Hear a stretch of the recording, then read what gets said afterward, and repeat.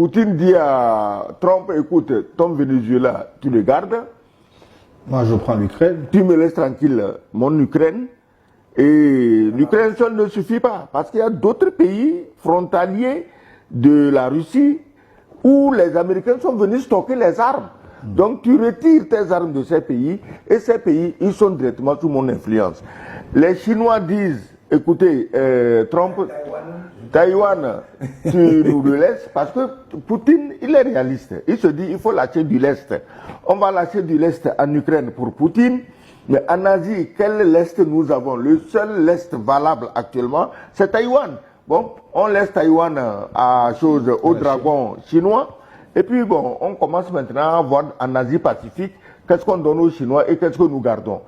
Maintenant, si ça arrive en Afrique, Poutine étant déjà dans le Sahel, on peut donner d'autres morceaux aux Américains qui d'ailleurs n'ont pas attendu que quelqu'un leur donne quelque chose. Ils ont commencé déjà à occuper le Nigeria.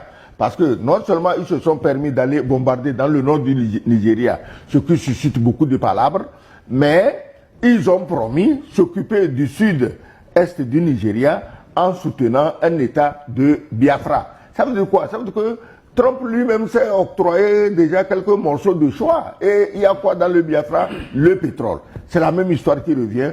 Comme j'écoutais tantôt le Jean-Luc Mélenchon, le chef de la France insoumise, qui dit que tout ça c'est du pétrole. Absolument.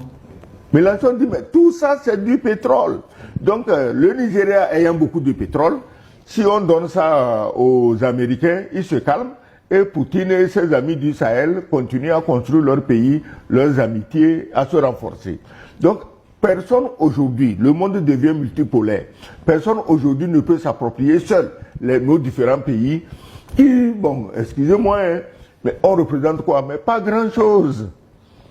Nos pays que tu vois là, et surtout ce qui reste comme CEDEAO, le confetti que vous appelez CEDEAO, avec des gens qui baissent leurs culottes avant même que l'ennemi n'apparaisse là. Mais on représente quoi? Rien. Absolument rien.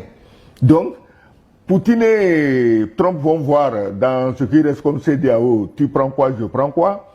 Bon, Poutine dit à Trump, tu me laisses au moins 1 ou 2 entrées à la mer, et puis le reste, je te balance tes producteurs de cacao et de café. Bon, et puis on s'entend bien, ça va arriver comme ça. Oui, mais ils ont partagé le monde, quelqu'un l'a chanté. Oui. Très bien chanté, si bien chanté par Tiken Jaffa. Ils ont partagé le monde. Voilà. Et, ma question, Luc Abaki, est-ce que l'opération du Venezuela peut s'exporter en Afrique? On va faire de la politique fiction. Est-ce que c'est possible que Trump vienne chercher en Afrique un dirigeant? Trump lui-même, il a dit. Il dit que ce qui est arrivé à Maduro peut arriver à d'autres dictateurs. C'est ce qu'il dit. Et donc, ça veut dire qu'il est convaincu que c'est ce qu'il y a de mieux. Qu'est-ce qu'un dictateur? Est-ce que Trump lui-même n'est pas un dictateur? Exactement. C'est-à-dire que, non, vous savez, c'est du bluff. On essaye de jouer avec nos intelligences, vous voyez. Quand vous avez une position privilégiée, vous avez le sentiment d'être investi d'une intelligence extraordinaire, des facultés extraordinaires, où vous-même vous représenteriez carrément Dieu sur terre. Mais s'il n'y a rien de plus fort que ça.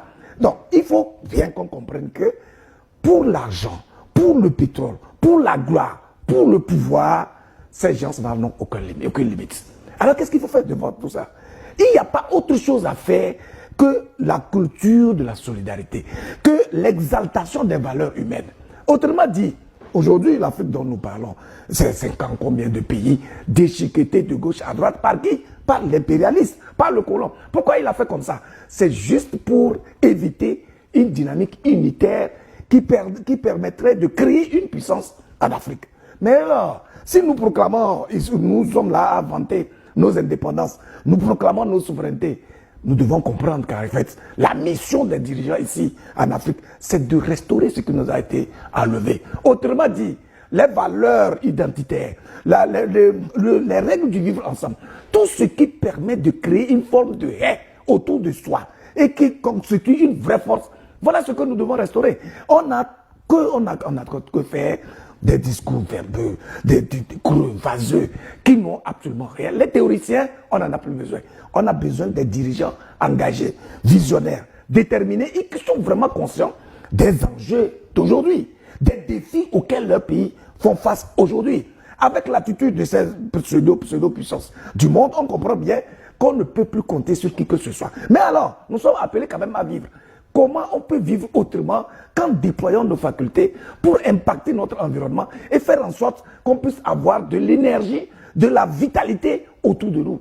Voilà l'enjeu pour nos dirigeants qui doivent vraiment prendre des décisions sérieuses, fondre ces genres de communautés sous-région. On dit oui, on ne représente rien. On ne représente rien parce que nous n'avons pas compris que c'est de notre unité que dépendra justement notre capacité à représenter. Je pose la question parce qu'actuellement, les pays de l'AEX, par exemple, sont entrés dans un bras de fer, entre guillemets, avec les États-Unis dans l'histoire du travel ban là.